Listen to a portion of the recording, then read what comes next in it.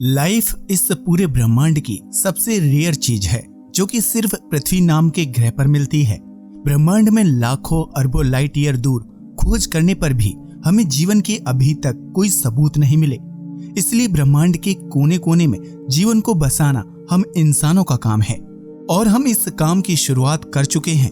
आप मार्स को ही ले लें, एक ऐसा ग्रह जहां जिंदगी के चांसेस 0% के आसपास हैं, पर तब भी हमारे पास टेक्नोलॉजी इतनी एडवांस हो चुकी है जिससे कि हम मार्स पर कुछ मात्रा में जीवन बसा सकते हैं और धीरे धीरे एक दिन पूरे मार्स पर जीवन बसा चुके होंगे।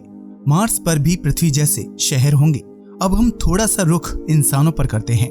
हम इंसानों को एक प्लेनेट पर जीवित रहने के लिए क्या क्या चाहिए?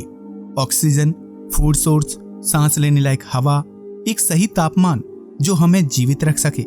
ये सारी चीजें हमें अभी तक सिर्फ पृथ्वी पर ही मिल पाई हैं। पर एक नई स्टडी के मुताबिक 100% हाइड्रोजन वाले वातावरण में भी जीवन बच सकता है और ये स्टडी हमें बताती है कि इस यूनिवर्स में नॉर्मल अर्थ लाइफ के अलावा और किस तरह के जीवन हो सकते हैं। मैसाचुसेट्स इंस्टीट्यूट ऑफ टेक्नोलॉजी यानी MIT की एस्ट्रोफिजिसिस्ट सारा सीजर की टीम ने एक स्टडी की। इस स्टडी में एसरकिया कोलाई नाम के बैक्टीरिया और यीस्ट को 100% हाइड्रोजन में रखा गया और आपको यकीन नहीं होगा, ये दोनों जिंदा बच गए। इस स्टडी ने हमें बताया कि हाइड्रोजन के इतने खतरनाक वातावरण में भी कुछ माइक्रोब्स कैसे जीवित रह गए। इस कारण सारा सीजर ने एस्ट्रोनॉमर्स से ये कहा कि उन्हें इस बात पर रिसर्च करनी चाहिए कि किस किस टाइप के प्लैनेट्स पर जीवन हो सकता है। हमें सिर्फ आकाश में पृथ्वी जैसा जीवन खोजने पर अपना सारा ध्यान नहीं देना चाहिए। सारा सीजर ने स्टडी में ये पाया कि हाइड्रोजन एनवायरनमेंट में इन बैक्टीरियाज की ग्रोथ बहुत स्लो थी, पर वो जीवित रह गए। एसरकिया कोलाई की ग्रोथ नॉर्मल पृथ्वी वाले वातावरण की ग्रोथ से कुछ गुना कम थी, पर यीस्ट के केस में ये सैकड़ों गुना स्लो थी। ये इसलिए होता है क्योंकि बिना ऑक्सीजन के इनकी बॉडी बहुत ही कम एनर्जी जनरेट कर पाती है और न्यूट्रिशन कम होने से ग्रोथ भी स्लो होता है। सारा सीजर ने ये कहा कि हमें इसके लिए 100% हाइड्रोजन वाले एक्सोप्लैनेट की खोज करना जरूरी नहीं है। अगर किसी प्लैनेट के एटमॉस्फेयर में ज्यादा मात्रा में हाइड्रोजन हो तब भी ये जीवित रह सकते हैं। ये स्टडी काफी महत्वपूर्ण है।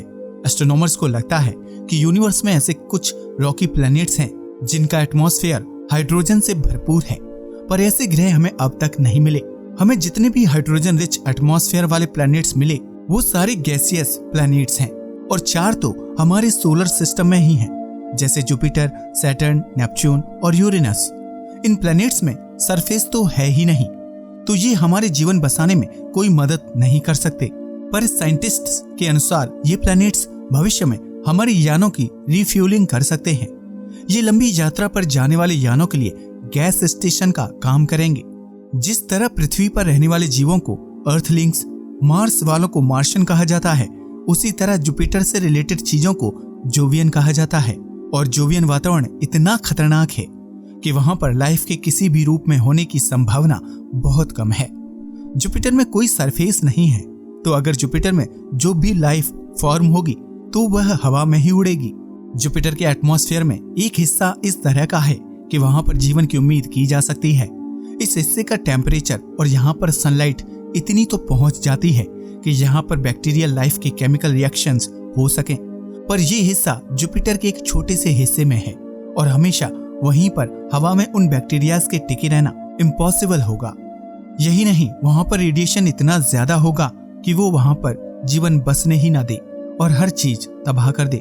जुपिटर में हवा इतनी तेज है कि बैक्टीरिया जुपिटर के उस एरिया में टिक ही नहीं पाएंगे जहां पर वातावरण जीने के लायक है।